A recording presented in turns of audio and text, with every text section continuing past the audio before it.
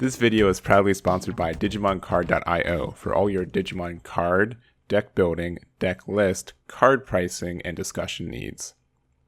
Hey everyone, Eggman here with another video, and today we have a top 16 breakdown for the TAC Oceania Digimon Regionals that happened in person in Sydney this past weekend, and a very honestly diverse pie chart that we've been seeing pretty much in this whole meta. But real quick before we get started, shoutouts to TAC for the deck list, 102 players for this event. Also, it was streamed. There were 3 parts for it, kind of broken up there, so shoutouts to Digiburst for doing that for them. So if you guys want to see the stream and the matches up and everything else, it's right there too. But we're going to go over these deck lists, but real quick, our top 16 composes of 3 cross hearts, and they're all cross 7s. There are none of the Merva loops, but there are 2 actual Merva loops, so 2 Merva loops there, 2 Grandis, 2 MetalGaruru X, 2 security control, 1 Machinedramon, 1 armor, 1 blue hybrid, 1 Ulforce, and 1 Mastemon as well. And we have a lot of deck lists to go over, so I'm probably going to be a little bit brief on my overviews for these, especially since we are just at the twilight time for this meta as well. But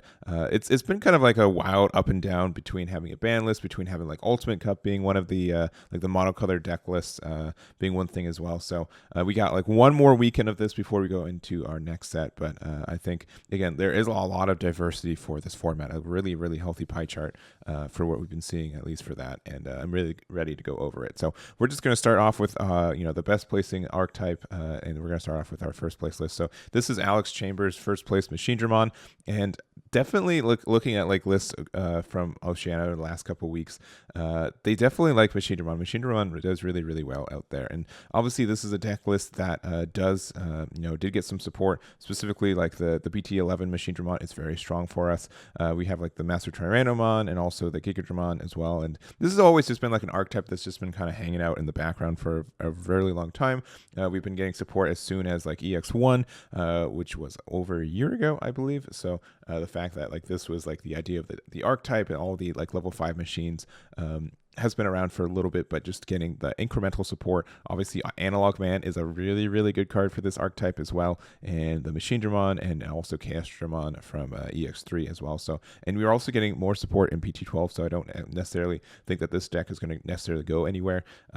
But it has been also kind of like on the back burner. I think it did get like a bit of a good time in the Ultimate Cup format as well, with the idea that it did support like a monocolored black build too, but that kind of fell in favor later into the format when people found kind of ways around it. But man, this is a really strong deck. You're able to run a lot of Groot cards that get interaction, and also just Kaustinen. Some decks just can't do anything about this. Once you set up like a good defense with it, there's not a lot that you can kind of do with it. So that is my opinion there. Congratulations for Alex on their first place finish with Machinedramon. Next up we have Jeffry Yangs with Merva loop, and we did get 2 Merva loops in this build, and this one definitely is like the loop version of it. The other one, I just kind of named them both Merva loop. The 4th place list is a little bit different for us, but this truly is the loop with Minervamon and Mervamon.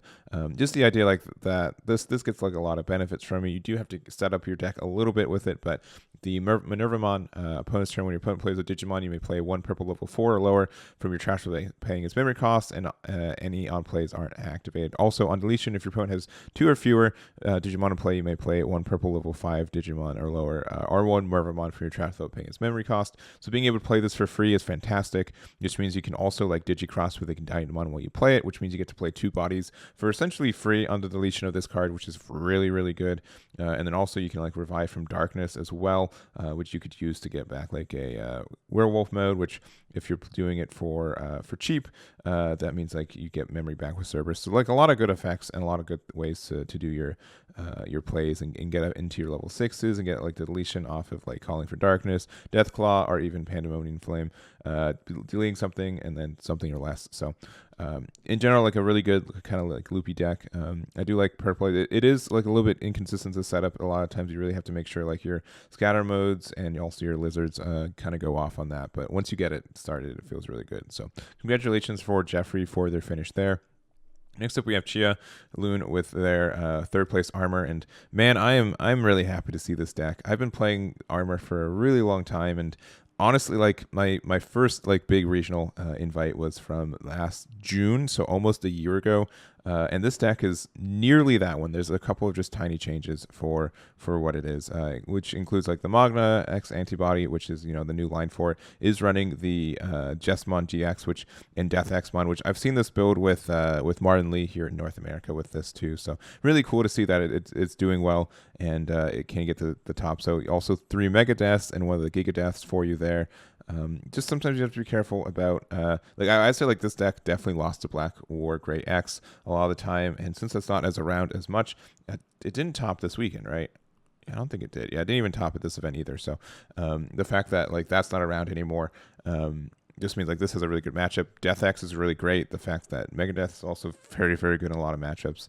It's really, really cool to see this deck still do well and get like a big like third place finish in like 100 people. That's really cool. So congratulations to our to Chia for their finish there.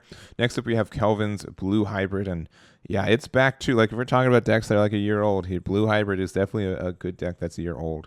And I've been seeing, honestly, I've been really surprised. I'll say that we haven't seen any blue flare do very well in the past couple of weeks. It's been there, but it hasn't really done a lot of top 16ing. So it's still there, and it just reminds me a lot of Blue Hybrid. And I think enough people are like, man, if blue flare can do well with it and all their stunning and everything else, Blue Hybrid should probably be okay too, and that is correct. It is very still present in people being able to play it and being really obnoxious with it. So we do have a couple new cards, especially since we can only run one Tommy right now. We do get stuns with this. It does have to be specifically on top of a Tommy or a hybrid, so you do have to like double Digivolve to get the effect there. But we do have like Bokomon, which we've seen for was a staple in the deck for a lot of time. Beowulf also being able to get a lot of advantages, as well as just returning a tamer back to your hand, or not tamer, a hybrid back to your hand, which is really helpful. We do have like some newer techs like Sorai. Sorai is actually really, really strong, being able to trash top 4, which means it gets around X antibody because it's the top, not the bottom. And then also no devolution cards can attack. Innocent Blizzards from BT8, which was being played in this deck when it was still full force.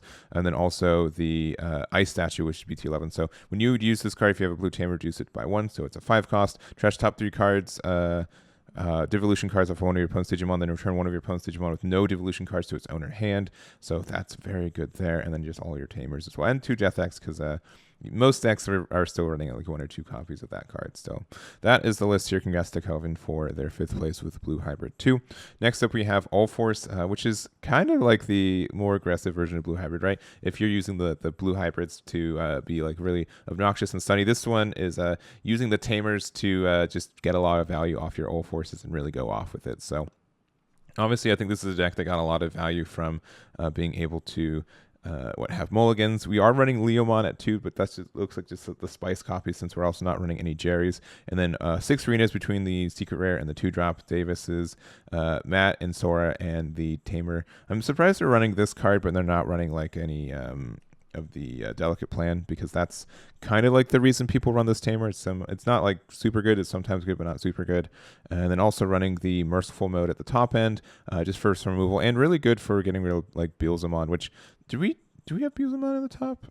No Beelzemon's topped at this event either, which is really insane. I'm pretty sure it's legal in Australia, so I don't think there's any reason for it to not to, but just very interesting from that as well, since it's a new deck. So maybe people just really prepared for it as well, but just a little interesting tidbit. So anyways, that is Josfer's list there. We're going to look at Chris's Grandis. This is going to probably be really quick because I'm really done talking about Grandis, and it's just been, again, it's been a force to be reckoned with for a long time. This is a little bit more of a creative list. I'll give him that, though. It is running the blue package, so we're running 2 Davises, which means you can play Ice Wall and Megadeth, 2 of the strongest option cards in the game. We do have 1 copy of X Antibody as well, and we do also have Merciful Mode, which can, again, do the same thing as I was talking about in the Ulforce build. Just like a really nice top end that green normally doesn't have level 7s that it ever wants to go into, so being able to surprise your opponent with that is cool. Snymon as well for potentially like an on play, and also suspension if needed to. And definitely like this is a more teched out version of Grandis, 100%. But man, it's still Grandis, and it's still just pump it up and you just go off and you see what happens. But no issue with that. Just deck lists are just all melding together. Anyways, congratulations for Chris on their finish there. Next up, we have Dylan with MetalGaruru.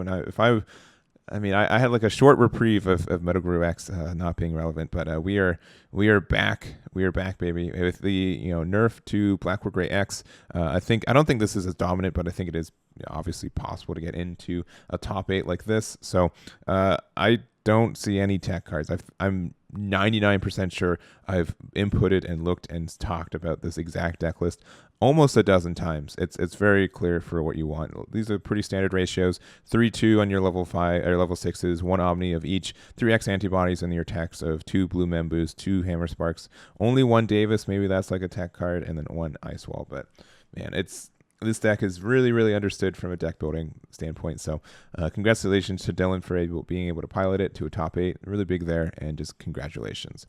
Last 3 we got. So we got Jake with their security control getting 9th place, and even security control is trying to look the same in a lot of ways here. So being able to run Salamon and like Magna to be able to go into your Sakuyamon and also your fall down mode, pretty good there. 4 whole Death X because you are actually trying to be a control deck. A lot of your yellow and purple options to really help you out there, including like Chaos Segregation, Flame Hellscythe. Like these 2 cards are the reason why you run yellow purple builds. It's just very good there. And then you have your obnoxious Tamers of Karis and Mimis, just making it very hard for your opponent to really do anything on their turn while keeping it their turn.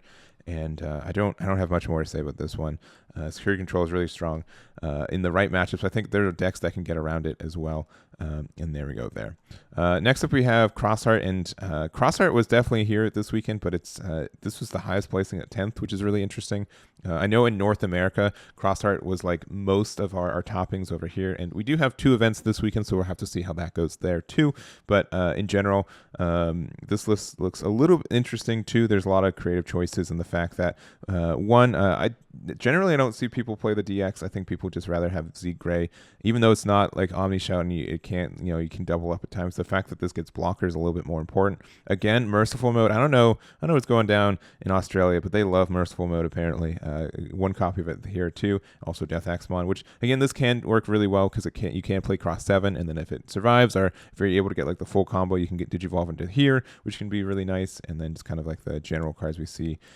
Usually it's like either Long Key or Crimson Flare. People are attacking as option cards. People aren't running Sunrise Buster anymore, which makes sense to me.